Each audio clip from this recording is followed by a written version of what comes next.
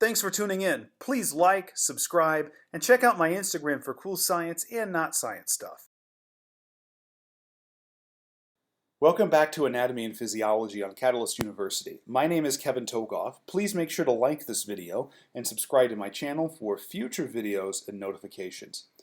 In this video, we're going to be talking about the cardiac muscle action potential.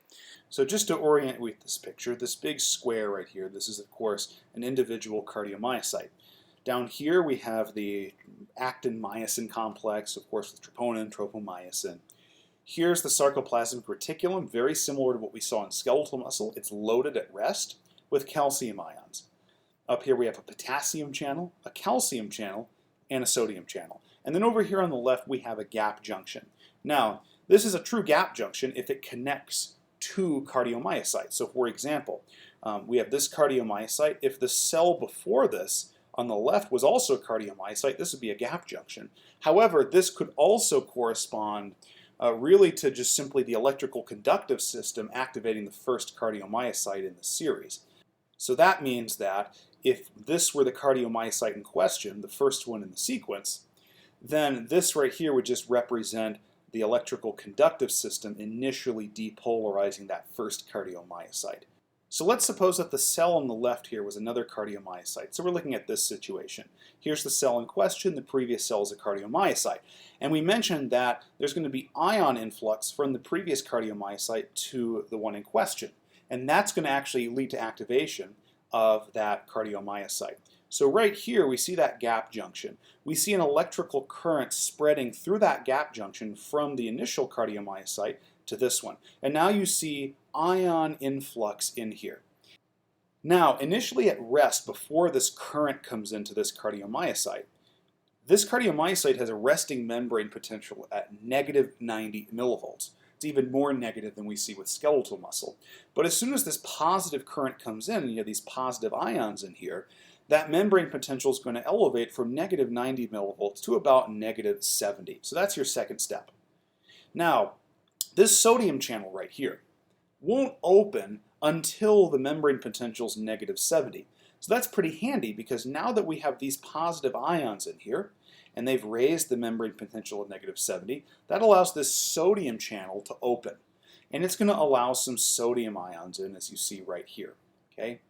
Now, that's a rapid depolarization because in a very, very short amount of time, it's going to raise the membrane potential from negative 70 to positive 30 millivolts. Well, just like this sodium channel wouldn't open until the membrane potential was negative 70, this calcium channel right here won't open until the membrane potential is about positive 30. Well, our membrane potential is now positive 30, so this calcium channel will now open. Now, I don't want the focus of this video to be the action potential diagram for the cardiomyocyte, but I do want to interject and show you a couple things. Number one, notice here from roughly rest, we have this rapid depolarization due to the opening of voltage-gated sodium channels, and it brings the membrane potential from a very negative value to a fairly positive value, okay, in orange. That corresponds with this right here. We open the voltage-gated sodium channel. Now we have positive ion influx that causes the membrane potential to go from about negative 70 to positive 30. The second thing I want you to notice here is right when we get to the peak here, there's really two channels that really open around the same time. One is a potassium channel, and the other is a calcium channel. Okay? So potassium channels open, and that allows potassium to efflux. It actually moves out of the cell. So if potassium, a positively charged ion, is moving out of the cell, that will make the cell more negative. And those potassium channels really stay open. Okay? But you'll notice here that we have this plateau in the membrane potential. Okay? That's due to the opening of what are called L-type voltage-gated calcium channels. From now on, I'll just call them voltage-gated calcium channels. Calcium is a positively charged ion, and so when these calcium channels open, calcium moves in. So the reason that there's a plateau here and there's no appreciable change in membrane potential is that as you have a positive ion moving out, that is potassium, you also have a positive ion moving in. And so if you have positive moving in, positive moving out, you're going to have a balanced membrane potential and therefore a plateau. So I just want to mention that so you understand that. Okay, so now we're on to step 5. I mentioned that voltage-gated potassium channel and L-type voltage-gated calcium channel, they both open around the same time. It should be noted that the potassium channel is a little faster. Okay, so initially we're going to see potassium efflux. Okay, so a positive charge is moving out of the cell. That would normally make the inside of the cell more negative, and it technically does make it a little more negative, but very quickly after that, these calcium ions start to come in, because remember that voltage-gated calcium channel opens. So we have a balance of the membrane potential due to movement of positive out and movement of positive in. It's kind of like if you have a classroom with 30 students.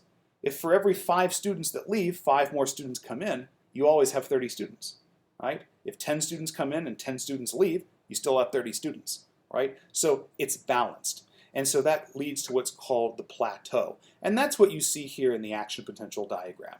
It's a plateau of the membrane potential. The reason why we have a plateau in cardiac muscle is because we absolutely have to let the atria finish contracting before the ventricles. Okay? If the atria contract too quickly, then the atria are not going to be able to eject all their blood into the ventricles, and then our stroke volume is going to be affected, our cardiac output, and overall efficiency. So we have to have this plateau. But at the end of the plateau, our membrane potential is going to be about positive 30. It could be a little less depending on the source that you're looking at. The exact nature of the numbers is not important. The important thing to understand is we have a plateau and why. Now, potassium efflux and calcium influx. So we've got now more calcium inside the cell. Well, that's pretty handy because of step 7. Remember that the sarcoplasmic reticulum contains a lot of calcium. It turns out that the calcium that comes in through this voltage-gated calcium channel, which triggers the plateau, has a second function. It's able to come over here to the SR and activate a calcium channel that causes release of more calcium. So look at that. The calcium that came in here binds to receptors here on the SR membrane, and it triggers the release of more calcium. This step, number 8 right here, is what's called calcium-induced calcium release. Why is it called that? Because calcium that came in here from the plateau is stimulating more calcium release from the SR.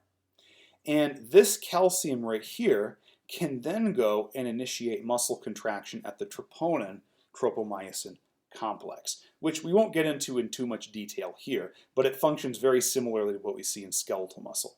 And all these steps that I've just talked about, part of 5 all the way through step 9, this is all happening during the plateau phase, okay? And that makes sense because during the plateau phase, the muscle is going to be contracting. So we have to have this calcium-induced calcium release where this new calcium from the SR can then go to the troponin tropomyosin complex and induce actin-myosin cross-bridge cycling. That gives us muscle contraction.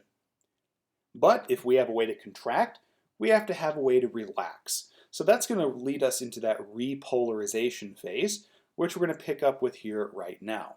Now again, in this diagram, you can see once that plateau is complete, we're actually going to get closure of those voltage-gated calcium channels. Okay? But notice that potassium channel remains open until the very end. So that plateau, remember, was due to the balance of potassium going out and calcium coming in. Well, if the calcium flow stops because those channels close, you still have potassium effluxing, and that means a positive charge moving out of the cell. So that cell is going to become more negative, and that's going to induce the repolarization, which allows the cardiomyocyte to relax. Okay? So during repolarization, there's a couple of things that happen. Number 1, the calcium voltage-gated channels are going to close. So notice here, this channel has closed, and since there's no more calcium coming in, this channel over here on the SR is no longer active either. So you don't have calcium coming into the cell from the outside, and you don't have calcium coming into the cytoplasm from the SR. Okay? Another thing that happens is the calcium has to be removed. Okay? Think about it. Calcium is what's responsible for causing cross-bridge cycling. And so as long as calcium is still here, right, bound to troponin, you're going to remain in a contracted state, and that would be tetany, and heart muscle cannot have that. So we have to have a way to get rid of calcium. And this is done through three mechanisms. The first is an active transport pump that moves calcium out of the cell. So calcium can be moved out of the cell here. You can also have a calcium pump that moves calcium from the cytoplasm into the SR. And then there's also a protein right here called calsequestrin. Calsequestrin is a calcium binding protein that simply binds calcium and moves it into the SR independent of the pump. So the idea is get calcium out of the cytoplasm. Why do you have to do that? Because if calcium remained in the cytoplasm, some of it would remain bound to troponin. And that would cause the heart muscle to remain in a contracted state, which would kill you because the heart would stop pumping blood. It's almost as if the heart would be in an isometric contraction, which, as we know, is physiologically impossible. The other thing that'll happen here, not in this order necessarily, is those potassium channels remain open, right? And so you have continued potassium efflux, which leads to repolarization, right? If you're moving positive charges out of the cell, it's going to bring you back down closer to your resting membrane potential, which in the case of the cardiac muscle is about -90. All right. So hopefully this video gave you a good understanding of the context of cardiac muscle contraction and also the events that are going on within the cell. Please make sure to like this video and subscribe to my channel for future videos and notifications. Thank you.